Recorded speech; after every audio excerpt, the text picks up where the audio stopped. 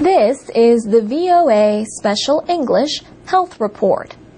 20 years ago, President George H.W. Bush signed a civil rights law called the Americans with Disabilities Act, or ADA.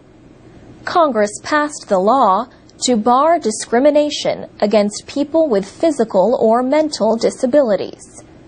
The ADA governs employers, transportation systems, and public places, including hotels and other businesses. In New York City, the Mayor's Office for People with Disabilities co-hosted a celebration on June 26th to mark the anniversary. Hip-hop artist Rick Fire says conditions are far better than they were 20 years ago. But he says being in a wheelchair is still often a problem in his neighborhood in the Bronx area of the city. Matthew Sapolin is commissioner of the Mayor's Office for People with Disabilities, and he is blind. His job is to try to improve life for disabled New Yorkers. This includes things like adding ramps and handrails in buildings, and signs written in Braille in elevators.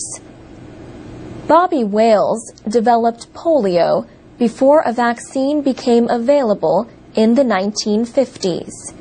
She was 12 years old. Schools then were not designed for wheelchairs.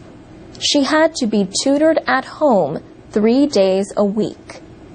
After high school, she got a job in one of the few workplaces with wheelchair-accessible bathrooms. She worked at a hospital for 30 years, mostly as an administrator.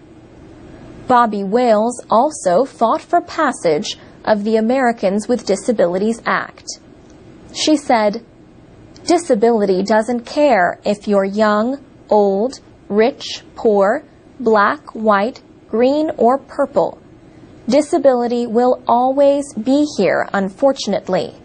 So it behooves all of us to make it a world that everybody can live in." Even with the ADA, a lot of work remains to reach the goal of equality for the disabled, and not just in America. Marka Bristow heads a group called the United States International Council on Disabilities. She was paralyzed at the age of 23. She broke her neck diving into a lake.